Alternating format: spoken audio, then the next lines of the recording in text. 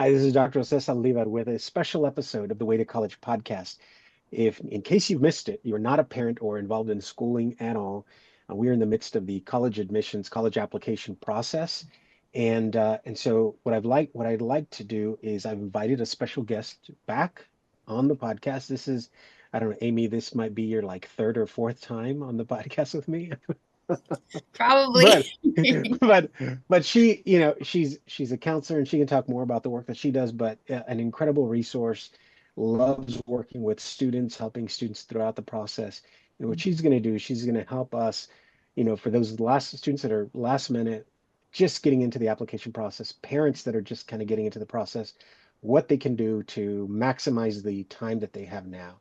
So, Amy, why don't we start by just another brief introduction? Tell us who you are.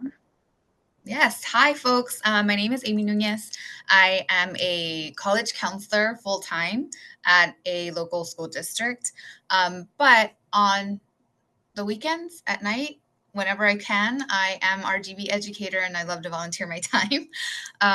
Part of that is doing workshops in the community as a free resource to families who maybe can't get that one-on-one college consultant. But they have, if they can and have the time to, they can attend a workshop for free. So that's part of the work that I do aside from my full-time job. So all things college access to higher ed, closing gaps to resources and information. I think that's where my focus and my passion lies pretty much. Awesome. Amy, thank you for joining us and thank you for the work that you do. If and just before jumping on, we talked about the work, working with families and parents, but for those parents who are and students that are just starting the process, what should they be doing right now? Yeah. Okay. Not uncommon.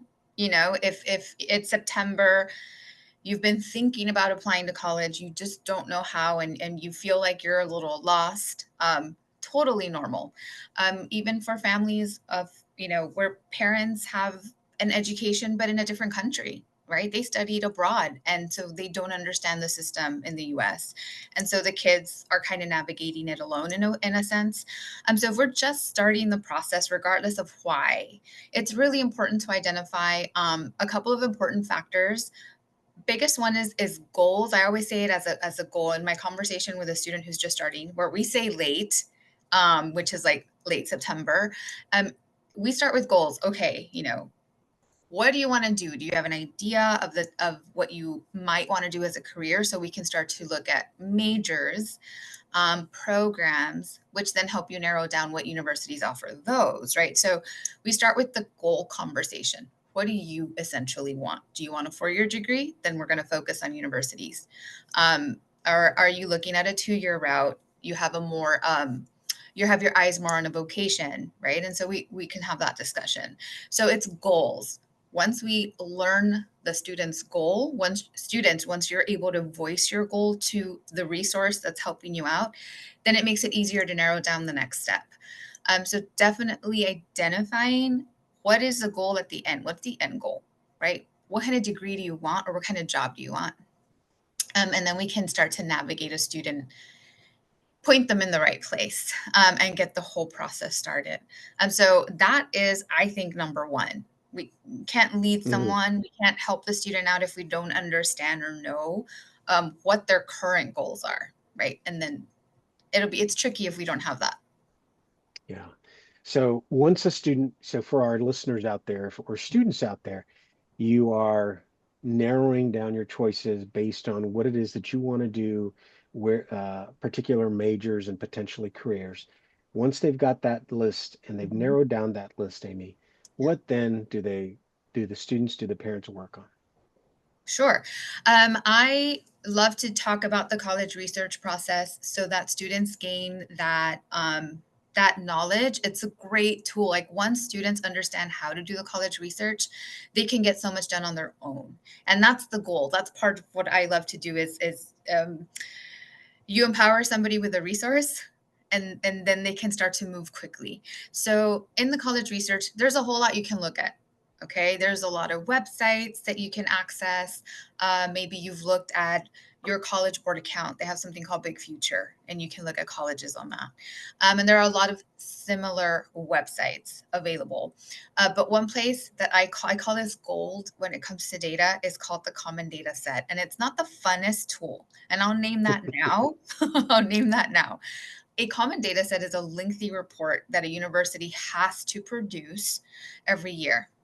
And that common data set, the reason I say it's gold is because it's coming straight from the university and you're not looking at a third party website who's gathering the data and then reporting it out, right? Like Big Future does, which is still great, a great source. So I talk to students about how to find one. It is a literal Google search. Okay. I Google the name of the university and type common data set. So I can land on the page for their website, showing me the different data sets. We always want to go to the most current. So right now, if you're doing your research this month, you're looking at the 24-25 common data set for the university. And you want to skip, it's really long, so you want to skip to section C. Once you're on section C, you're good. You're going to find admissions data for the last application cycle.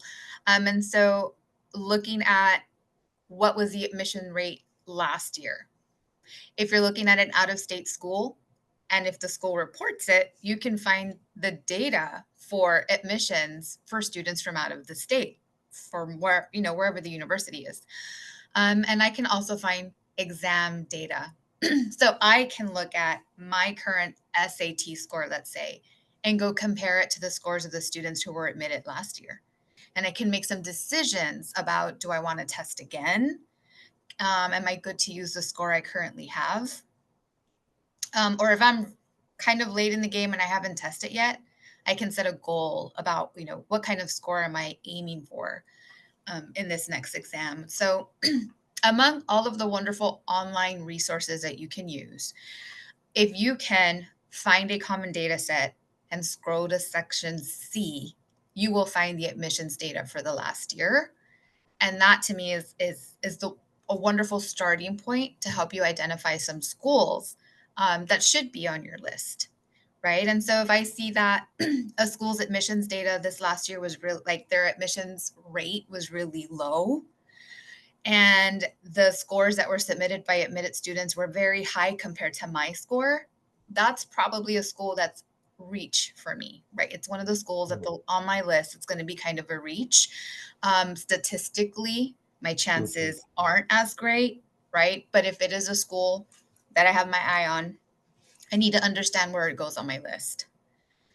So common data sets aren't fun to first learn how to use, but as soon as you understand section C, I think that's a great tool. Once I work with a student and I see that they get it, it clicks, and they know how to go find them, they start making really smart decisions about where these schools should be on their college list. So one, thank you for that. We'll add some links. Everything that you mentioned, we'll make sure to add some links to the podcast. But is there a particular number of schools I should be thinking about applying to? Like, I'm gonna, I've often heard students say, well, I'm worried I'm not going to get in, so I'm going to apply to as many schools as possible. And then I've seen the sort of the extreme opposite of, well, I really only want to go to this school, so I'm going to apply to this one and one other one. So what advice do you give a parent who's trying to manage, I've got all of this access to this data set now, or these sets, how many schools should my son or daughter be applying to? There's a lot to factor in that one, because I have also seen very different lists depending on the student I'm working with. So I'll explain, I guess, a couple of different ways I've seen this work out, and then of course give a suggestion as to what I think is going to be the smartest move or just the best practice. So I have seen lists where a student has a one dream school and all the other schools are safeties. In terms of their data, they score much higher than the admitted average, student. That admit rates are really high at those safety schools, and then they have that one reach school that they're dreaming about. I've seen that. I've also seen lists where most of them are reach, and if they don't get in, they have that one safety, and they'll tell me, if I don't get into any of these, I'll go to this one. So I've seen both of those extremes. Yeah. Um, what I like to see is a little bit of what we call balance in the college Yeah. counseling world, where you have some safeties, some schools right in alignment with my academic profile as a student, and a couple of schools that are technically out of reach. Statistically, I may not get in. I like to see balance. But if a student is going to add more of one type of school, one category, I like safety. And one of those reasons is just the financial payout at the end of the day. If I am a current senior in this application cycle and I make sure my list is balanced, but maybe I add a few more safety options where my academic profile is much stronger than the average admitted student, those schools may offer me some merit aid, some scholarship money to entice me to go. And at the end of the day, I have several award letters with maybe some good financial aid on there, which could be really solid options for me. So balance is the way to go, as in 2 to 3 per category. But I personally do like to see where safeties are just a few more safeties in the other Yeah. categories, just to see that. And I do, and especially if finances are a priority, right? So if finances are going to be a priority, if parents, if you're having that conversation with your students, which we should be, about what is reasonable with the family's budget, how much you can support with, if you can, for the next Mhm. 4 to 6 years. And if finances are an important factor where your child needs to earn some merit aid, since safety schools are a solid way or strategy uh, to help with that. So if I have some safety options where I'm a strong academic candidate, I could see that pay out once I receive some award letters from those universities. Okay. Yeah. Um, Awesome. So I've let's say I've narrowed down my lists. Mhm. I've got a balanced list.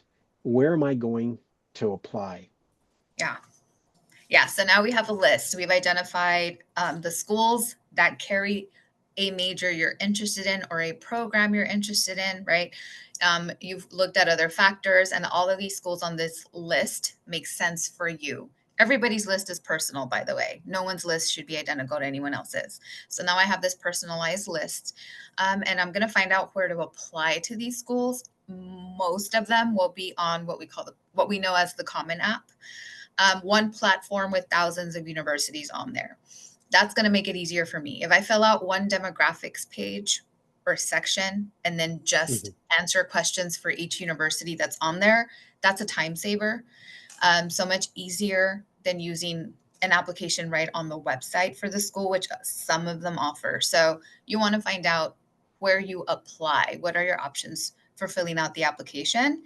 And if they are on the Common App, I highly suggest a student uses the Common App. That's where they're going to knock out maybe 90% of their apps right there on that one platform. So we add our schools there. We create a Common App account and we complete our demographics section, which they think they call, and I actually had it open so I could see. They call it My Common Application. It's that one tab. I fill out all my demographics, and then I can add colleges and start the actual application process for each Yeah. individual school. Mhm. Oh, awesome. All right. So I'm working on my applications. What are some things that I need to be thinking about, whether as a student or as a parent, while I'm filling out these applications? So, one of those is definitely how to organize your time. I work at a school. I've worked with high school students for 20 years now, and I know that some of them struggle a little with time management. That's not uncommon. Yeah. They are young. Some of us still struggle, and we're not so young anymore. So it's time. One of those is time. So if once I add the universities to my list, I can open up their writing sections and see how many short answer questions each of these universities are requiring that I submit or complete. And that's on top of your main essay, your personal statement, your college essay, whatever you want to call it. It's that one big essay. So I have to manage my time after I see how much writing I have to complete for each application. So I think that's one big factor there, is how How are you as a student? Parents, how we as parents are supporting our students and managing their time, dedicating certain evenings to just college applications, right? Sacrificing an outing here and there because they need to stay in and they need to finish some things that are due soon. I think one huge factor that I do see students stumble with is managing the time they need to complete everything before the deadlines. Missing a deadline is just the Yeah. worst. When you witness a student miss a deadline for a school they've been thinking about, it's not a good feeling. And I always stress that time management with my students. Just how many for each school? I ask how many Yeah. short answer questions for each school. Okay, realistically, how much time do you need? You know how Yeah. fast you can write. How much time do you need? And then you have to plan backwards and designate those days that you're just going to do college stuff. Yeah. Mhm. In terms of, so I've got my list. I'm on the Common App, or what, a platform where I can apply to multiple schools, right? And Mhm. everything's sort of consolidated into this one platform. I've figured out how much time I need to allot for each of these applications or to each of these schools based on number of questions that I need to respond to. In terms of finances, because parents want to know, when do I, what about my financial aid or paying per Mhm. school? When do I do that? Yeah, financial aid. So it's literally about to be financial aid season. We are folks, Department of Ed is telling us we're going back to normal, where we're used to October being financial aid season. So we're anticipating October 1st, the new FAFSA is going to open, and that's for current high school seniors. Um, or anyone who's enrolling for fall of 26, spring of 27. So it's October 1st. That's when that's going to open. Along with that, so that's FAFSA. Let me pause. I was about to fast forward real quick. So FAFSA, we know, is that's for federal aid, right? It's a need-based application, but it also includes student loans, right? And so if that's something we're going to need, we need to have a FAFSA on file. But on top of the FAFSA, there are some universities, mostly private institutions, but a couple of public institutions as well that utilize what's called the CSS profile, which is a college scholarship search. And students can find that on their College Board platform. They log into College Board, and that's where they can find that.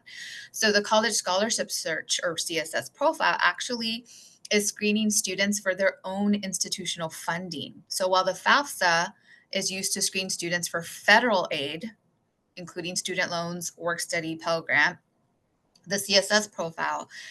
Universities are using the CSS profile to screen their incoming freshmen for opportunities for institutional money that they're looking to give to students, or discount off of their tuition. Another way to see that, to attend their universities. So if there are schools on my list that also require the CSS, it is definitely to my benefit as a student to also fill that out in a timely fashion, because it has a deadline for each school depending on when I'm applying. So if the schools, I'm going to say it again, if the schools require the CSS, please, please, please, please make time, families, to sit down and work on that together. It is a lengthy one. I'm gonna tell you, it's not that fun, but it could really, really pay out at the end here if I submit that application. So financial aid season is about to happen. It's real close. I'm talking October 1st for both of those, FAFSA and the CSS profile. And that's just those big applications. We're Mhm. still need to consider or think about the platform or the ways that each university is asking you to submit something. So, for example, so I'm because I feel like I kind of rambled there. For example, if I'm applying to a school like A&M, College Station, they actually house their scholarship application within their admissions application on the Common App. So if I'm applying to A&M on the Common App, I'm going to find the scholarship section right there, and I fill it out right there, and I've submitted everything at once, my admissions app and my scholarship app. However, if I apply to UT, I have to submit that application. They send me an applicant portal right? That I can't have access to where I can check the status of my app. But in that portal, I have to indicate that I want to participate in their scholarship program. I have to go check a little box on there. Hmm. So it's part of your college research, students, is to find out how does each university want you to indicate that you're interested in their scholarship program and applying, right? UTRGV, our local university, actually has a separate website. So students get credentials after they've applied to the university, and they use those credentials to then enter what's called the scholarship verse. And they're able to enter their information there and get matched with possible scholarships. So it would be nice and fun and wonderful if all the universities just align themselves and use one website or one system, but that's not going to happen. We have to Yeah. be aware of how each university on our college list expects us to indicate that we would like to be considered for scholarships. Thank you. Thank you for that. Thank you for making that distinction, reminding us that while the Common App consolidates everything, there are still going to be portions of applications that might require us to go to the actual website or different components that are will be elsewhere. So thank you for that. The other thing, the other thing that I do want to ask is, parents that are thinking or asking early action, early decision, regular decision, why are there so many choices? And how do I decide which one my son or daughter should apply to? Right. So we do have different application cycles, right? There is regular, which is what we're used to, which is what's that final deadline that I can submit an application to this university? What is that final deadline? And that we just call regular decision. Mhm. And not and a lot of schools just offer regular. They're not interested in the other deadlines. But a lot of our more competitive institutions will offer an early action pool, sometimes more than one of them, and early decision. So the big difference between early decision and early action is the commitment side of it. So if your student is considering applying early decision to an institution, they're essentially telling that university, if you admit me, I will go. I am already committed to attending if you admit me. And that's early decision. We call it binding. Early action, however, is more it's more like, please consider me now. I'm applying earlier. And they will let you know earlier if you got in or not. Now, a popular question I get is, are my odds better if I go early decision, early action? It's not a straight answer, to be honest. You have to go look at the data. How many schools admit more students in the early cycle than the regular cycle, right? And if one of your Yeah, universities has a higher admit rate in the earlier cycles and you really want to go there, you might consider doing an early action cycle. But then we have universities like UT who tell us there is no benefit, no advantage, in other words, other than learning sooner.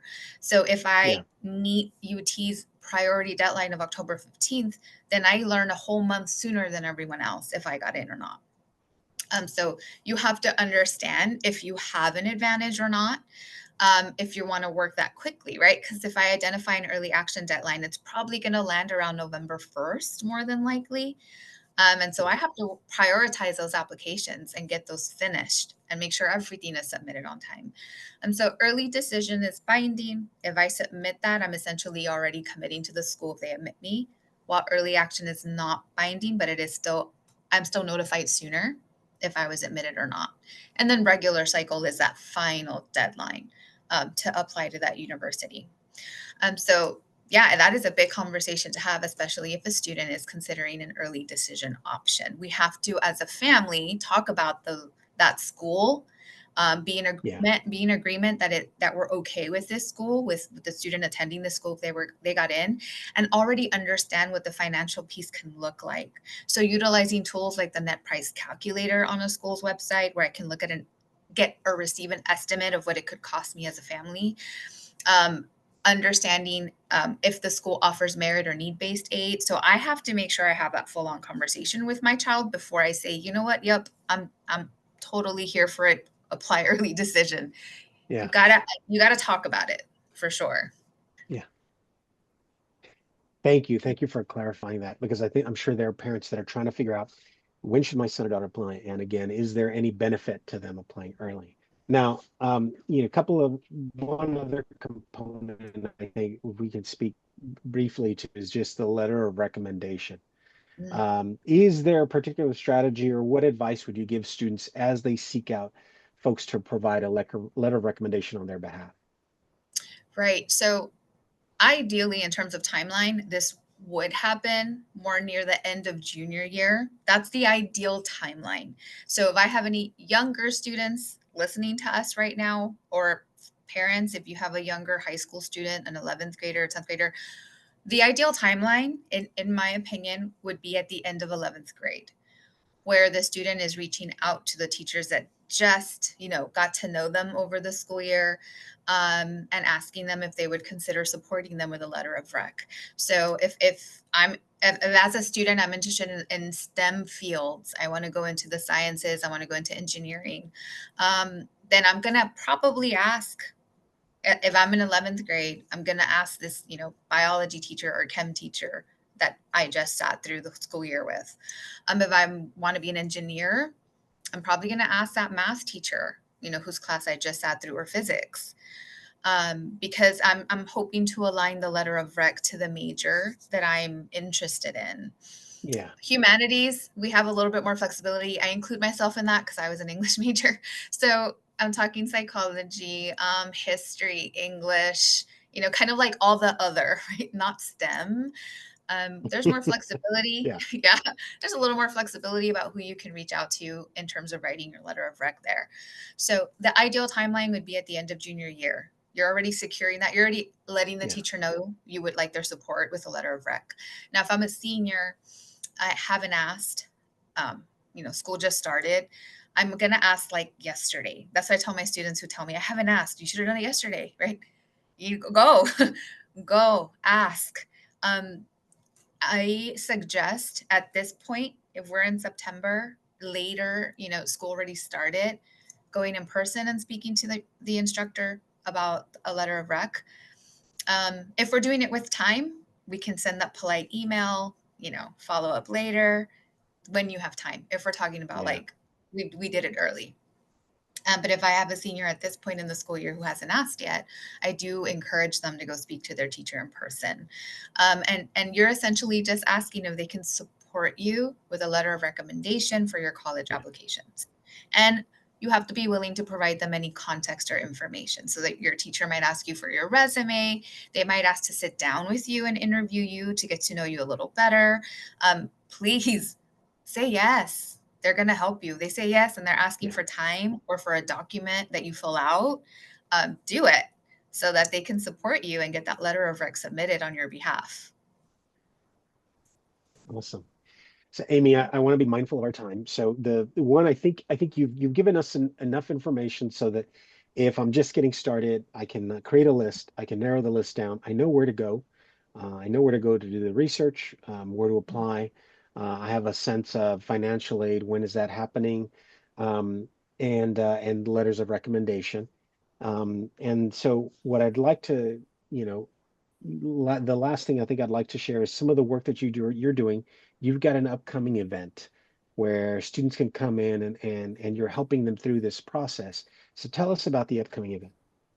Sure. So we're having session 2 of a 2-part series, but this is still, I want to emphasize, open to anybody who can join us, because we're focusing on this session on the writing. So last session, we talked more about basically the conversation you and I just had. We talked about the college research, kind of the next steps about funding your college journey. This next session coming up on the 27th this month on Saturday, we're talking about the writing portion. So we are going to talk about what is the college essay, personal statement, main essay, whatever you want to call it, whatever your counselors call it. It's that one essay you turn in for college, right? We're going to talk about what that looks like, how we can brainstorm for it, possible topics for that prompt. And then we're also going to focus some time on short answer questions. There are some that are common and you might see come up multiple times. And so we want to spend some time discussing those, and how do you brainstorm and how do you approach them, right? That's usually where our students need a little more support. So on September 27th at the main branch, McAllen Public Library at 2 p.m., we are going to be supporting students with the writing portion. And well, with you, Dr. S, you'll be with me, folks. Dr. Saldivar will be there too. And we'll be working with you on the writing piece. So parents, if you're the one listening in, if you visit MPL Teens page on Facebook, you'll find the where you can register your child. If you follow RGB Educator on Instagram, that's on my bio. The link's right there. You can register your student too. So we're happy to help any high school student who walks into the space and is ready to learn and ready to take information home to continue the process. So that's coming this Saturday on the 27th. Awesome. Awesome. Aimee, as always, thank you. Thank you for your help. Thank you for the advice. We will come back in the spring, Aimee, and you can tell us, okay, I've been accepted. Now what do I do? So we'll do a Yeah. whole session on that, right? But again, thank you. Thank you for the work that you're doing. And hopefully we'll get some students out there to get some support. Yes. All right. Awesome. Bye. Aimee, thank you. Well, this concludes a special episode of the Way to College podcast. Thank you to my guest, and we'll see you again soon. Bye-bye.